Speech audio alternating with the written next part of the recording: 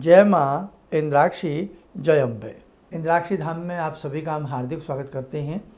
आइए इस अंक में हम चर्चा कर रहे हैं कि कई बार हमें नाना भांति के शौक़ होते हैं। उसमें पक्षियों का पालना, पंछियों का पालना, घर में मछली का पालना एक्वेरियम के माध्यम से। तो नाना भांति के हमारे कई बार मनपसंद बहुत सारे कार्य होते हैं, लेकिन ज़रूरी नहीं कि जो कार्य हमें पसंद होते हैं वो शुभता की दृष्टि से कहीं शुभ होते हों। तो घर में एक्वेरियम रखना, घर में पंछी को पालना, क्या ये सब बातें शुभता की दृष्टि से शुभ हैं या अशुभता की दृष्टि से ये बातें अशुभ होती हैं? और उसी के साथ साथ क्या इनका संबंध कहीं ग्रहों से भी होता है? तो आप इस जानकारी को ज़रूर ध्यान से सुनिएगा। भले ही आप पंछी ना पालते हों, भले ही आप घर में एक्वेरियम ना रखते हों, लेकिन हो सकता है आपके किसी मित्र ने, आपके किसी जानकार ने, या हो सकता है कि कल को आने वाले समय में कहीं ये गलती आप तो नहीं कर बैठे। तो पूरी जानकारी विस्तार के साथ इस अंक में हम आपको समझा रहे हैं। देखो, सबसे पहली बात तो हम आपको ये बताएं, संसार में जो भी हम कार्य करते हैं उनके पीछे शुभ और अशुभ स्थिति जरूर होती है।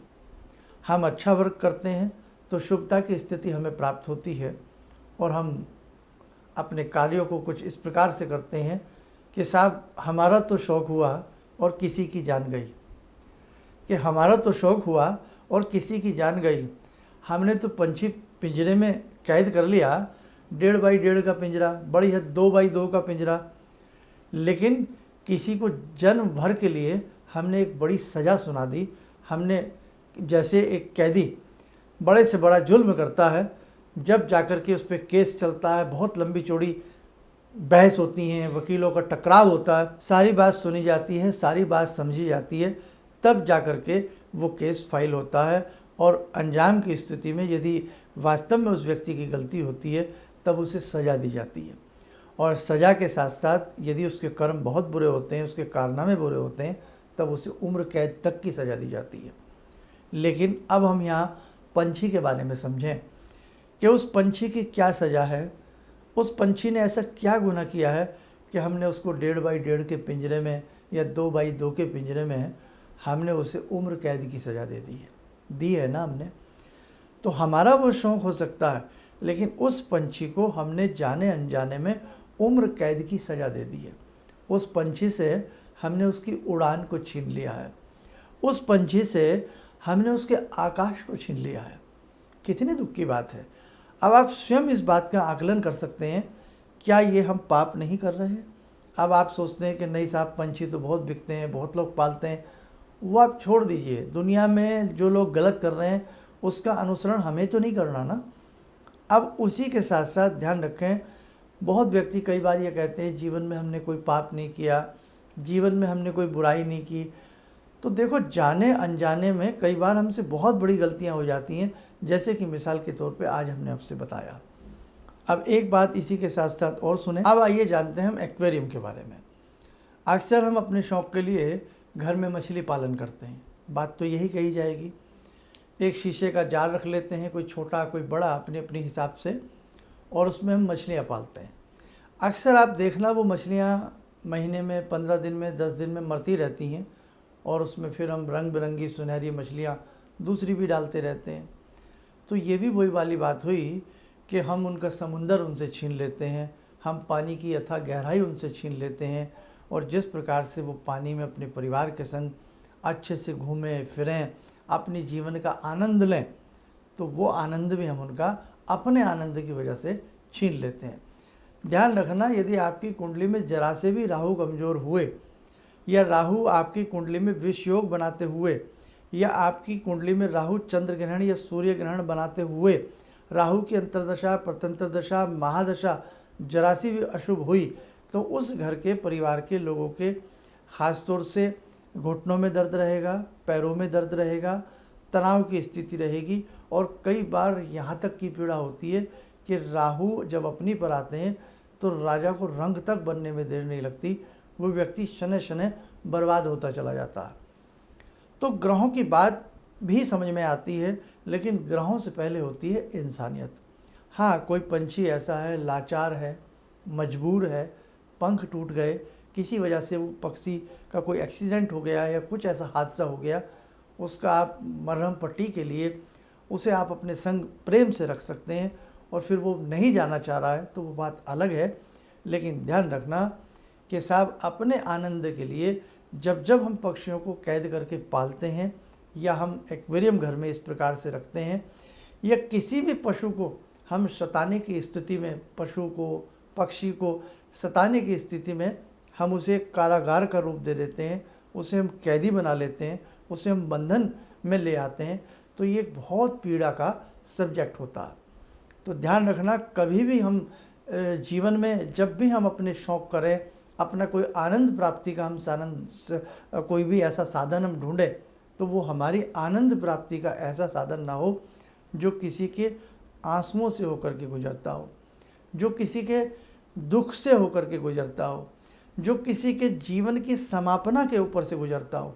पक्षी उसी पिंजरे में बूढ़ा हो जाता है और जब वो मरता है ना, तो उसके मन से दुआ निकलती होगी, बद्दुआ निकलती होगी कि आज मेरा जीवन पूरा हुआ, हे भगवान इतनी बड़ी कैद मैंने इस छोटे से लोहे के पिंजरे में गुजारी, काश तुम्हें भी गुजारनी पड़े। जब वो नन्ही नन्ही मछलियाँ न जाने कहाँ से अपनी माता पिता से जुदा होकर के आपके एक्वेरियम की शोभा बनती हैं, और जब वो दम तोड़ती हैं ना, तो साहब टूटता हुआ दम, आप माने ना माने, बहुत आपके लिए ख़तरनाक साबित हो सकता है। मेरी बात आज बहुत लोगों को चुभ सकती है, बहुत जो एक्वेरियम बेचते हैं या पक्षी बेचते हैं उन लोगों को बुरी लग सकती है, लेकिन जीवन में अगर धन कमाना है, जीवन में अगर पैसा कमाना है, रास्ते बहुत हैं। पैसा कमाने के रास्ते बहुत हैं और तरीके से हम पैसा कमा सकते हैं। हम बिस्किट टॉफ़ी बेच कर के पैसा कमा सकते हैं, ज़रूरी नहीं कि हम पंछियों की ख़रीद फ़रोख्त करके ही पैसा कमाएं। ये आप बात हमारी ध्यान से सुनें। और दूसरी बात, आज पशुओं के ऊपर किस प्रकार से अत्याचार हो रहा है। आप देख रहे हैं हमारी यात्राएं चल रही हैं, धार्मिक यात्राएं चल रही हैं, किस प्रकार से उन पशुओं को पीड़ा दी जा रही है, किस प्रकार से उन खच्चर के ऊपर महाखच्चर बैठा हुआ है, किस प्रकार से वो 2-2 क्विंटल के 1.5 क्विंटल के व्यक्ति उनके ऊपर बैठे हुए हैं। क्या उन पशुओं के पैर नहीं दुखते? आप आजकल की जितनी भी वीडियो आ रही हैं उनको आप देखिएगा, किस प्रकार से मन दुखता है। क्या यही हमारी धर्म यात्राएं हैं कि हम अधर्म करके धर्म की यात्राओं को करके खुश होना चाहते हैं?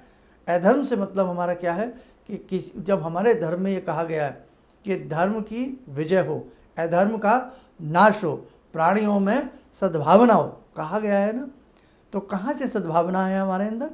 कहाँ हमारे अंदर भावना रह गई कि साहब हम परिवार सहित जा रहे हैं और साहब सभी खच्चर के ऊपर बैठ करके जा रहे हैं? मैं उन लोगों की बात कर रहा हूँ जो खच्चर के ऊपर बैठ करके जा रहे हैं। मैं उन लोगों की बात नहीं कर रहा हूँ जो भगवान को भगवान समझ करके भक्ति भाव के साथ अपने पैरों से चल करके जा रहे हैं।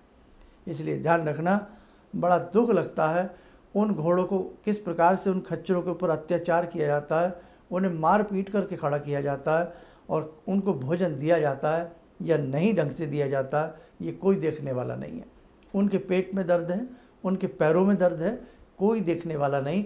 बस हमें तो अपनी यात्रा करनी है, बस हमारी यात्रा मंगलमय हो जाए, और चाहे किसी का जीवन चला जाए, किसी के साथ कितना भी अमंगल हो जाए, लेकिन हमारी यात्रा मंगलमय हो जाए। ध्यान रखना, भगवान बहुत समझदार हैं। आप उनकी समझदारी पर शक मत करना। आपकी इस प्रकार की यात्राएं कभी भी मंगलमय नहीं हो सकती। आपकी इस प्रकार की यात्राएं कभी भी सफल नहीं हो सकती। आपकी इस प्रकार की यात्राओं से कभी भी सदाशिव शंभु प्रसन्न नहीं हो सकते। वो पशुपति नाथ हैं, पशुओं के भी नाथ हैं। इसलिए इस गरिमा को समझें, पशुओं को ना सताएं, उनकी पीड़ा को समझें, उनके दर्द को समझें। बाकी आप समझदार हैं, कमेंट्स में आप हमें बख्शेंगे नहीं, हमें उसकी परवाह नहीं, ठीक है।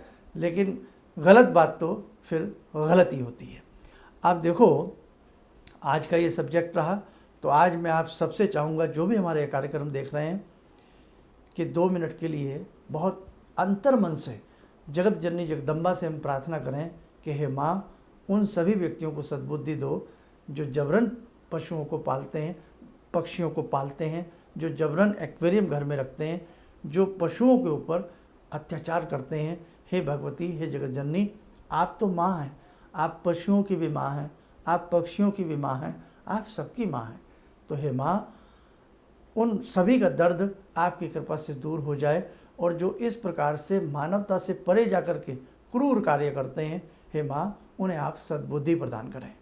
ॐ सिन्दूरारुण विग्रहां त्रिनयनां माणिक्यमौले स्फुरात् स्तारानायकशेखरं स्मितमुखी भापेन वाक्षोरुवां पाणिभ्यामलपूर्णरत्नचषकां रत्नोत्परां बिभ्रति सौम्यां रत्नघटस्थरक्तचरणां ध्यायेत् पराम् अम्बिकां खड्गं चक्रगदेषु चापपरिगान् शूलम्बुशोण्डिं शिरा शङ्खं संदधतीं करे स्त्रीनयनां सर्वाङ्गभूषावृताम् नीलासमाद्युतिमास्य पाददशकां सेवे महाकालिकां यामास्तो स्वपितैहरो कमलजो हन्तुं मधुं कैटवम् विद्युद्दाम समप्रभां मृगपते स्कन्दस्थितां भीषणां कन्या विहकरवालखेट विलसा धस्ताविरासेवितां हस्ते चक्रगराशिखेट विशिखां चापं गुणं तर्जनीं विप्राणामलिलात्मिकां शशिधरां दुर्गां त्रिनेत्रां भजे। कवच बना लें, ध्यान करें, जगत जननी का शुभ आशीष हम सबके ऊपर बरस रहा है।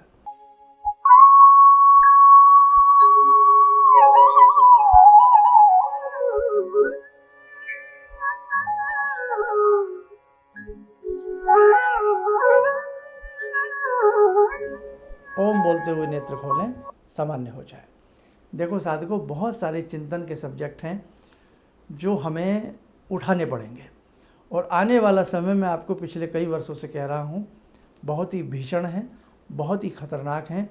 इसलिए ध्यान रखना, कर्म करने से पहले सोच लेना कि हम कहीं कुछ गलत तो नहीं कर रहे हैं। बाकी आपकी इच्छा है, और जीवन में हमेशा प्रयास करना चाहिए कि हमसे किसी को दुख ना मिले, हमसे किसी का मन न दुखे, हम जीवन में श्रेष्ठ से श्रेष्ठतम कार्य करने का प्रयास करें। चलिए, आप सब लोग स्वस्थ रहें, सुखी रहें। इन्हीं शुभकामनाओं के साथ हम अपनी वाणी को विराम देते हैं। जय जय अम्बे। जय जय अम्बे। मैं प्रसन्न बोल रहा हूँ उड़ीसा से। मैं गुरुजी से 2018 से जुड़ा हूँ। जब से जुड़ा हूँ मैं पीछे नहीं रहता था, आगे ही आगे बढ़ते चल गया। मैं छोटी सी जॉब करता रहा, तो अभी मेरा खुद का फैक्ट्री है, 10 आदमी के लिए काम करता हूँ। पहले जॉब ही कर रहा था मैं 15,000 20,000 का। अभी गुरु से जब से जुड़ा हूँ तब से मेरा भी फैक्ट्री भी हो गया, 10 आदमी को रोजगार दे रहा हूँ। और गुरु जी ऐसे बोल रहे थे, तुम्हारा आदमी रोक लो, इतना काम होगा कि तुम बोल रहे। अभी अपना आदमी बोल रहे कि मतलब अभी नहीं काम करना, बहुत थक गए बोल रहे। इतना मेरा डेवलप हुआ है गुरु जी से, और हम बहुत अच्छा से कर रहे हैं। किसी भी समस्या के समाधान के लिए मिले प्रसिद्ध हस्तरेखा एवं वास्तु विशेषज्ञ प्रोफेसर धर्मेंद्र शर्मा जी से। नोट: शिविर में भाग लेने हेतु एवं व्यक्तिगत रूप से मिलने के लिए कॉल करने का समय सुबह 10 बजे से शाम 6 बजे तक। हमारे विभिन्न ज्ञानवर्धक कार्यक्रम देखने के लिए आप हमें अभी सब्सक्राइब करें, बेल आइकन को प्रेस करें ताकि आप देख सकें हमारा कार्यक्रम सबसे पहले। और अधिक जानकारी के लिए फेसबुक पेज को लाइक करना न भूलें।